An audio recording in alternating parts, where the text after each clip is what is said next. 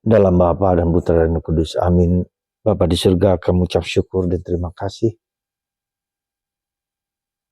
bahwa Engkau memberikan kami para rasul Paulus, Barnabas, Silas, Timotius sebagai tokoh guru gereja yang menanamkan nilai kekatolikan, nilai Kristus dalam hidup kami. Semoga kami semakin kuat dan teguh dan mencintai Kristus lebih daripada segala sesuatu. Terpujilah namamu kini dan sepanjang segala masa. Amin. Para saudara, hari ini dalam bacaan Injil, Yesus berkata, kalau roh kebenaran datang, maka dia akan membuka misteri tentang Allah, tentang dirinya, dan tentang keselamatan.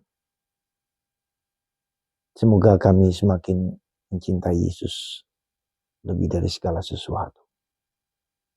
Dan kita juga percaya bahwa Yesus ternyata juga terus bekerja dalam hidup kita. Allah terus bekerja untuk menyatakan kesempurnaan dirinya kepada kita manusia. Lewat Roh Kudus yang menyatakan kebenaran, yang menyatakan kebaikan. Pelan-pelan terbuka dan dibuka misteri-misteri yang tak pernah bisa habis-habisnya dibongkar, ditunjukkan. Misalnya tentang digitalisasi, tentang dunia maya yang semakin lama semakin dengan teknologi dapat terbuka. Sehingga kita bisa melihat misteri Allah yang tersembunyi, yang tak dapat dilihat oleh mata menjadi dapat dilihat oleh mata. Dan itulah Tuhan yang jauh melampaui kecerdasan manusia. Tapi kecerdasan manusia diberikan Tuhan untuk membantu kesejahteraan kebaikan semua manusia. Dan kita bisa melihat bagaimana gereja juga bertumbuh dan berkembang, berproses. Maka penting sekali bagi gereja Katolik itu tradisi rute, ya, yang terus berubah, terus berkembang. Ajaran tentang gereja yang semakin jelas, semakin baik, dan semakin berguna bagi kebanyakan banyak orang.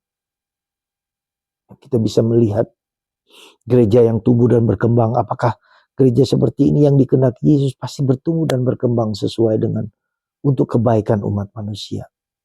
Gereja berperan ya yang lebih baik bagi dunia. Saya masih ingat ketika ada cerita tentang Thomas Aquinas, seorang teolog besar, pujangga gereja yang luar biasa. Ya, yang menunjukkan bahwa karya cuma teologia, ajaran tentang Yesus, yang ajaran tentang gereja, ajaran tentang Ekaristi yang diterangkan dengan sangat baik sekali. Sebagai contoh tentang transubstansiasi. Ketika seorang imam memberkati, mengkonsekrir roti dan anggur menjadi tubuh dan darah Kristus. Materialnya tetap roti, tetap anggur. Tetapi esensinya adalah tubuh dan darah Kristus.